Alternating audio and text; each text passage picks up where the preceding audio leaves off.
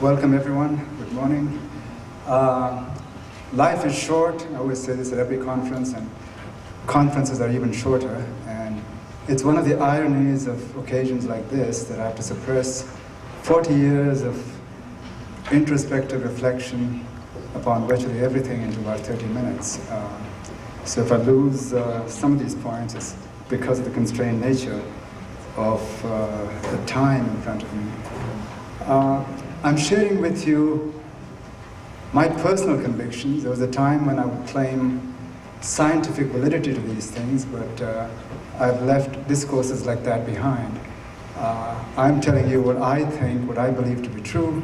It serves as a wonderful guide to me. Whether it does it for you is something for you to reckon as you go through these 3 days. So let me start. We live in extraordinarily dangerous times. Never in knowable history have so many been dissatisfied with so much.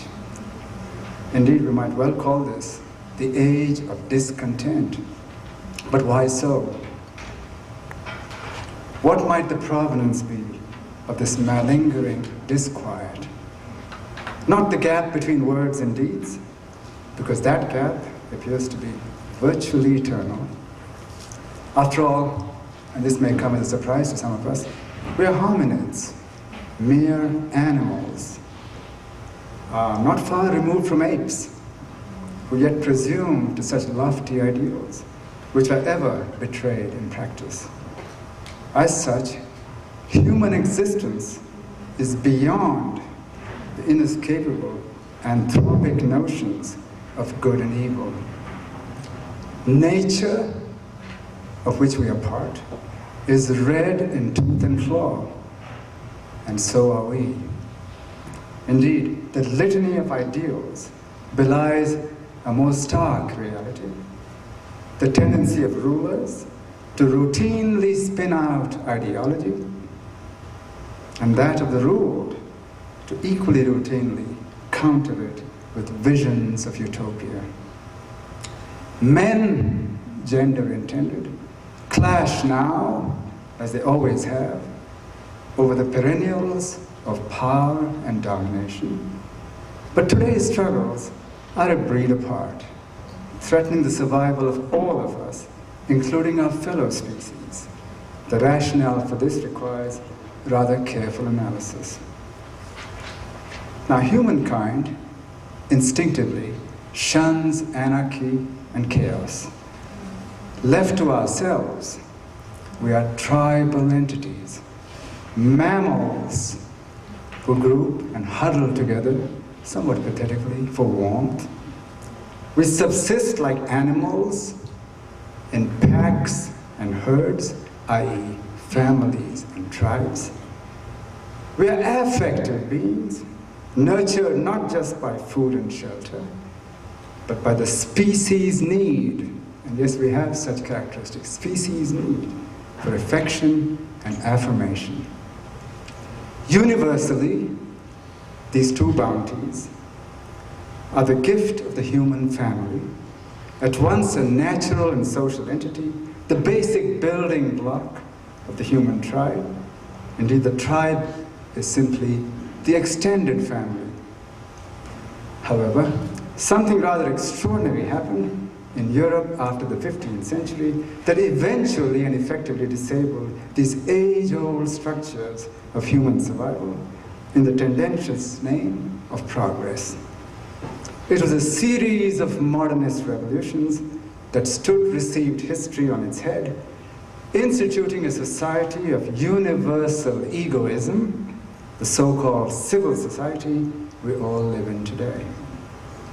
It institutionalized a Hobbesian world, a war of each against all, under the dissembling guise of the ideals of individualism, freedom, and the pursuit of happiness. Ethics, morality, co-respective behavior went out the window. Greed, commerce, limitless acquisitiveness took their place. Modernism was built upon endless acquisition, a specious notion of progress, and a self-destructive philosophy of rampant materialism. We're all today, every one of us, charred victims of that gratuitous war, declared by the few against the many. Metaphorically, and these metaphors are very important, it's a war currently between what I call the mammals and the reptiles, i.e. the warm-blooded and the cold-blooded, between materialism and co-respective convivialism, between greed and human empathy. And who are the many?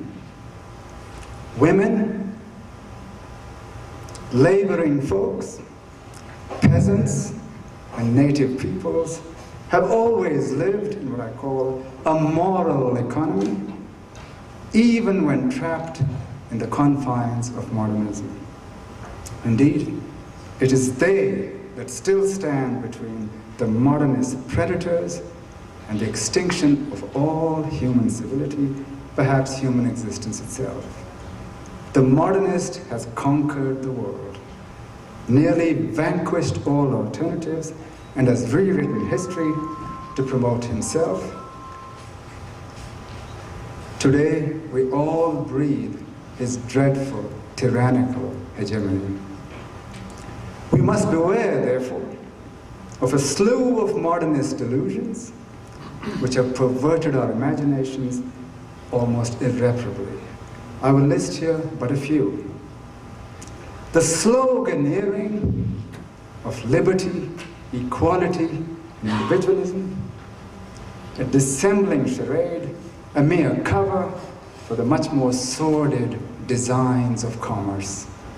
The fraud of democracy and majority rule, far from being solutions, help instead to create a permanently angry society and are by far inferior to the self-regulating, consensual societies which still exist as exemplars where we have not gone out of our way to destroy them.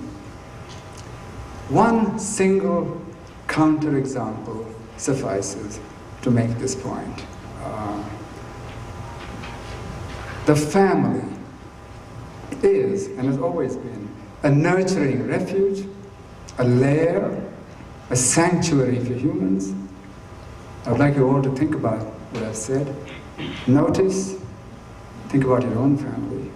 It is not democratic. It is not individualist. It is not based on equality. Nor does it promise liberty to every individual member. Yet it is the ultimate moral economy, and not accidentally maintained largely by the selfless labors of women. So our species' need is au contraire, for warmth, for safety, for nurturance, i.e. the freedoms, if we want to use such language, the rhetoric of modernism, is really freedom from want, freedom from insecurity, and freedom from indignity. Modernist delusions lead inevitably to the typical triad of angst, despair, and anomie that are so characteristically a condition of the so-called, what an ironic term, advanced societies. Indeed, the European utopian quest from More to Marx is simply a cri de coeur over a paradise lost. To continue, in the vein of anti-modernist ideas, religion and science are not antinomies. In all pre-modernist societies, they live in positive fusion. In fact, in ancient Indian science, it's indistinguishable from religion. Furthermore, nature is not passive, it is not inert, it is not dead. Indeed, we ourselves are proof that matter is, at least sometimes, both intelligent and self-conscious. Materialism, the baseline philosophy of modernism, is a wholly false philosophy. We inhabit, instead, a self-fulfilling world of quantum magic, immured in what ancient India called Maya and Leela, delusion and play, with unknown capabilities, still waiting to be discovered. Contrast Stephen Hawking's, the riddle of the universe is not a matter of equation solving. Tradition and the ancients were not all deluded and wrong. Indeed, if we know anything of real value today, it is owed to them.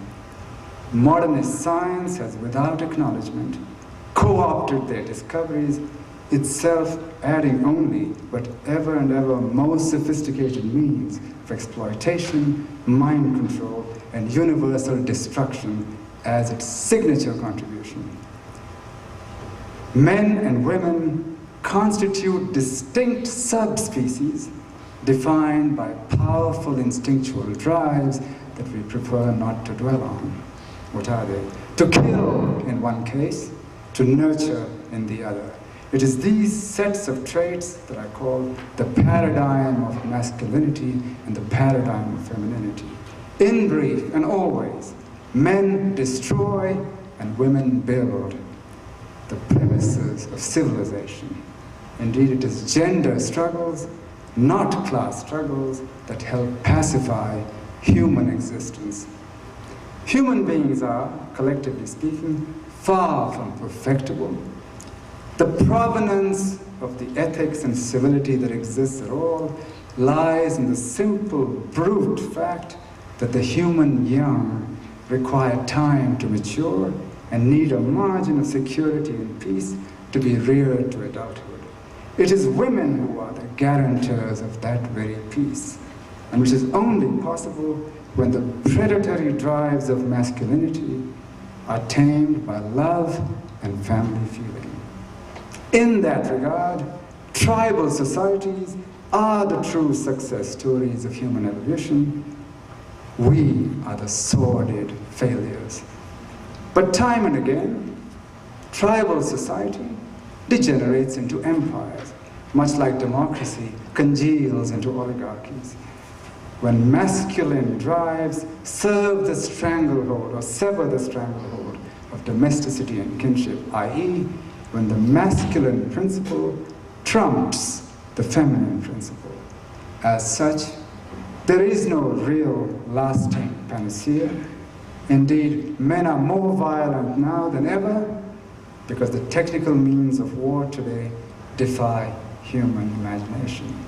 Only men were capable of dreaming up the idea of nuclear bombs, and only men are ever capable of using them.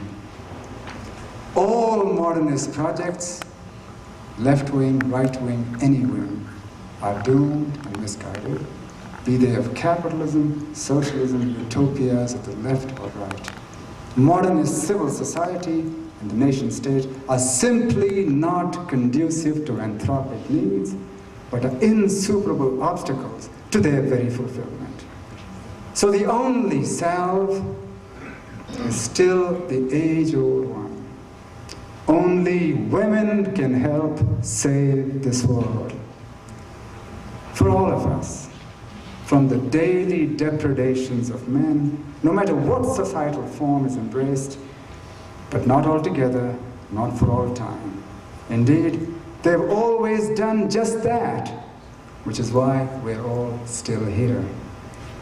I would hope, therefore, very fondly, that women will take the lead at this Congress and show us all the way of peace through domesticity that they have practiced humbly and silently in all societies for eons. This is, my friends, their millennium, and indeed, it's about time. Thank you.